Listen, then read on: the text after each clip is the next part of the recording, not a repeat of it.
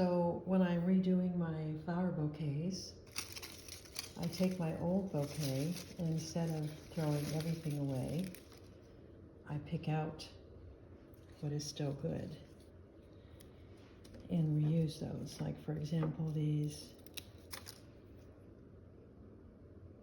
carnations are still very fresh. So what I'll do is take them out and cut the bottoms off of them and put them in my new bouquet. And if you look at most of these, they're all still pretty good.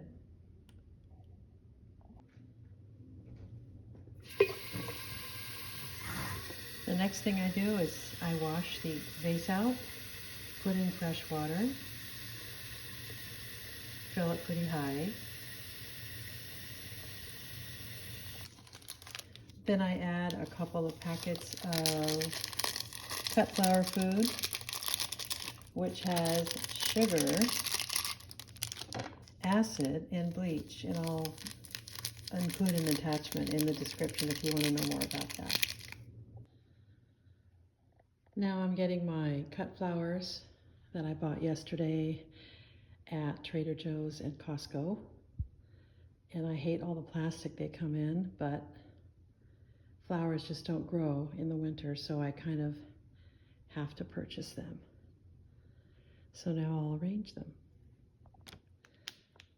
And I always start my bouquets using the sturdiest stems and the biggest, strongest flower to use as a base. And if you'll notice, it's good to cut them at an angle, which increases the surface of the stem, which allows more water to be absorbed. And the next step is to remove any dead leaves on the stems or the flowers. And then I place them in the bowl kind of randomly into a structure that will somehow support the remaining flowers that you're about to put in there. It creates a structure. Okay, I have my base layer, my first base layer set up. Notice there's a nice crisscross format that I can put other flowers into. And I also try to spread the color around so there's a nice, you don't have two of the same colors together. Next, I try to add in, I usually buy a green layer just to make the bouquet seem fuller. And there isn't much green this time of the year, but I did find some bells of Ireland.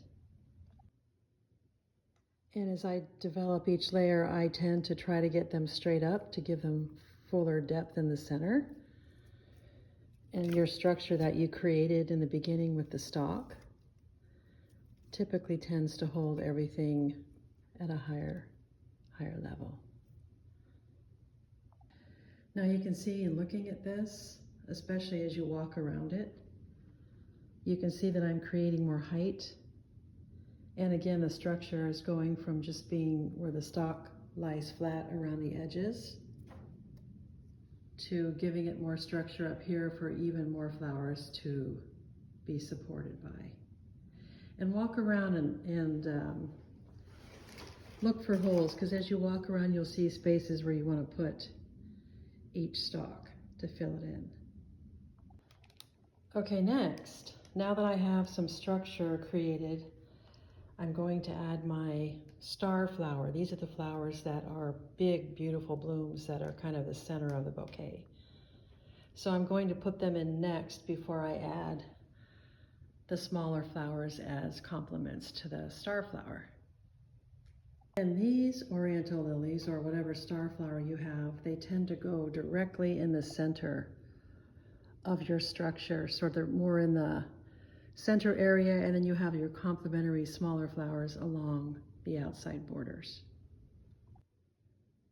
And like on some of your bouquets, be sure you take the leaves off, because there are some pretty beat up leaves, so they'll affect the look. So just peel those off before you put them in the water.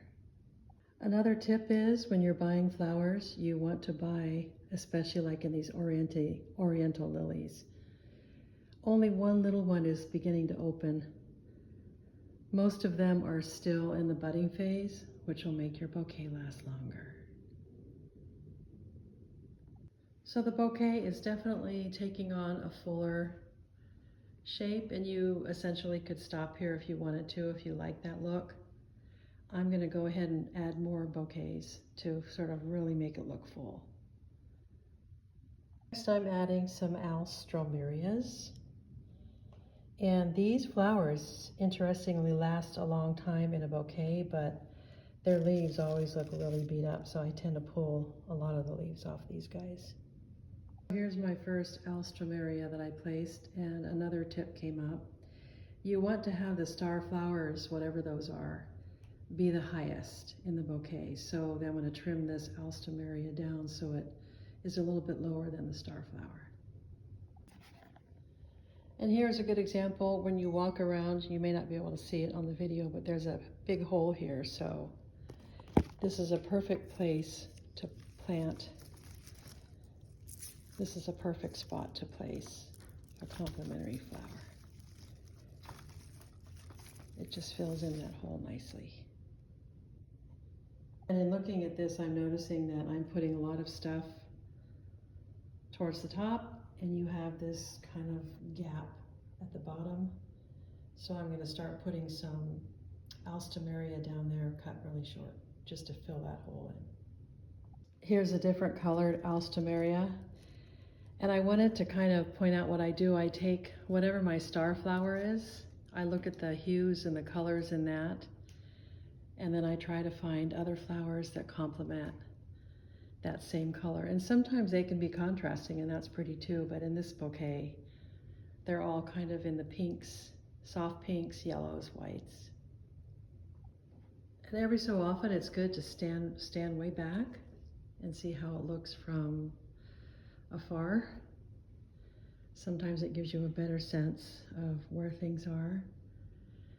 Another thing I wanted to mention that I do is I try to, wherever the points are, whichever way the flowers are bending, I try to bend the curve so it faces outside the bouquet.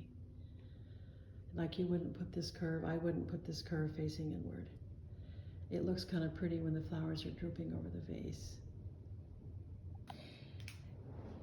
And then sometimes I will do like I mentioned before in the colors, this is a contrasting color, and there's not a lot of this. These are irises.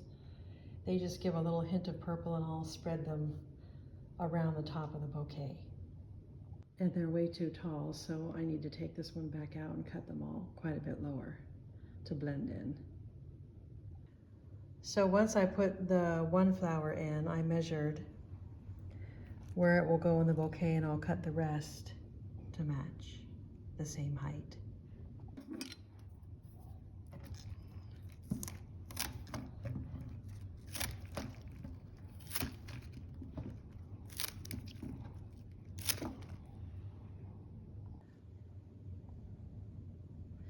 And you always have leftover packets of the cut blend food, and I just save those and I use them when I have my own bouquets from the garden.